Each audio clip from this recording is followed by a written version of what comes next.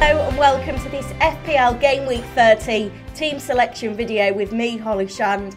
A lot of important transfer plans to make and some important injury news to take a note of as well. Let's get into it. Starting off with how my double game week 29 went. I played the bench boost chip. I finished on a solid 136 points. The bench was a bit of a disappointment though, just 17 points on the bench compared to 26 points 2 weeks ago for double game week 27. So lost a few points there by not playing the chip in an earlier week, but it's not a complete disaster.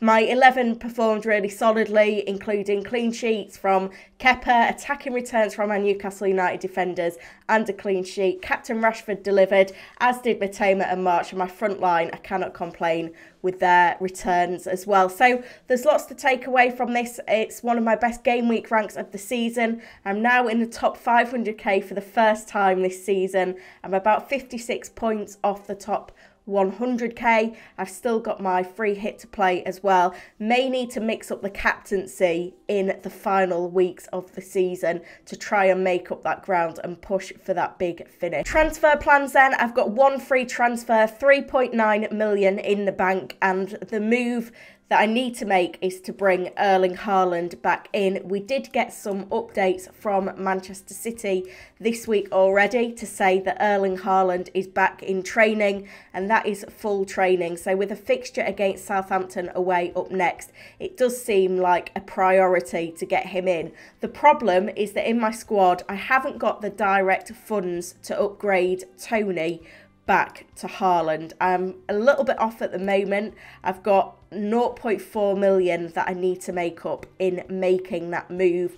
Tony kind of isn't really that droppable at the moment because he's not suspended yet. He is still one yellow card away from the suspension, and the FA hearing is looming as well. But when I compare him to Kane and Watkins, Tony is the one that I'm prepared to lose sooner. So I need to get the funds somewhere. I've got 0.4 million I need to get out of a player. I don't really want to lose any of the rest of my front seven attackers. So it comes to my defence. I've now got Luke Shaw, who is flagged with injury. I'm recording this video on Thursday morning.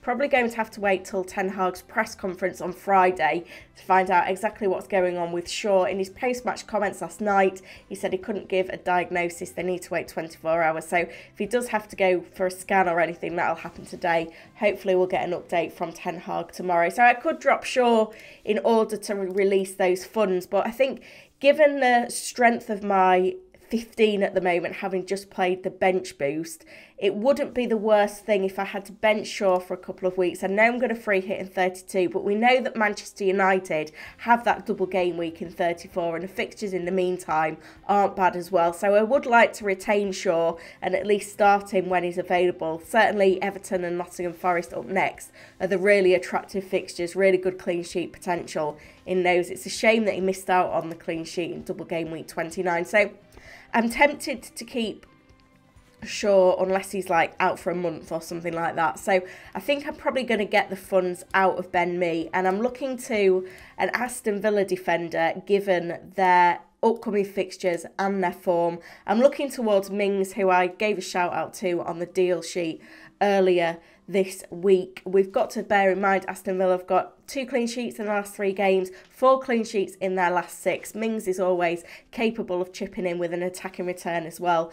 Just 4.4 million right now. The schedule's kind as well. Forest, Newcastle, Brentford, Fulham is the next 4 games. So I think that's the move that I'm likely to make to get the funds out of me to bring in Mings.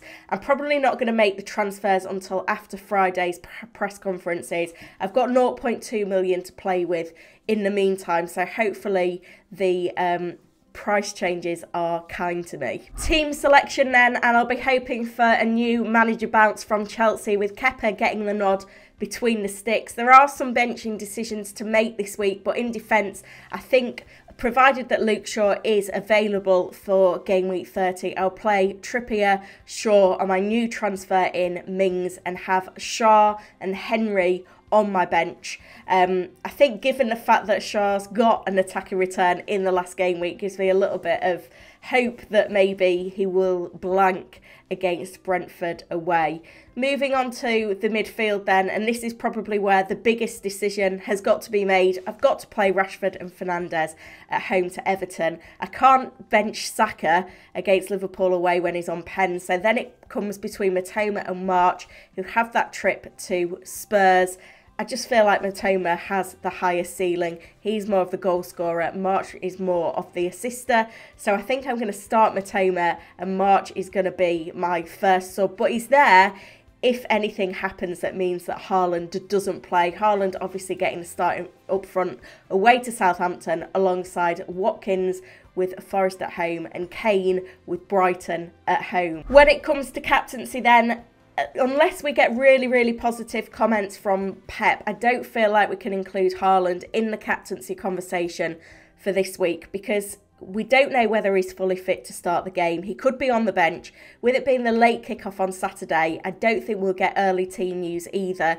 And we have to bear in mind that Man City play Bayern Munich in the Champions League in midweek, which is going to be another huge game for them. I don't feel like Haaland will be risked for the trip to Southampton if he needs to. He'll probably appear from the bench. Obviously, he could do damage from the bench, but given, you know, a lot of managers sold Haaland for the blank and then because of the injury, I don't feel like not captaining him is going to punish me too much if he does go on to deliver a haul. So looking at the options, Bruno Fernandes had a defensive role in the last game for Manchester United. So my options really are Rashford and Watkins, both in form, particularly at home.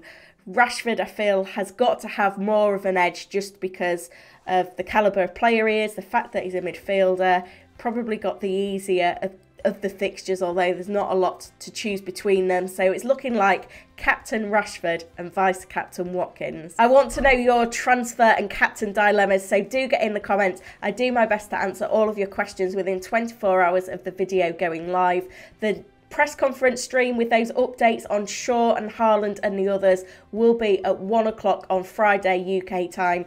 Set a reminder, you do not want to miss it. And the brand new deadline stream will be back on Saturday at 10 AM as well. Really grateful to anyone who can join me for that one. Good luck for FPL Game Week 30.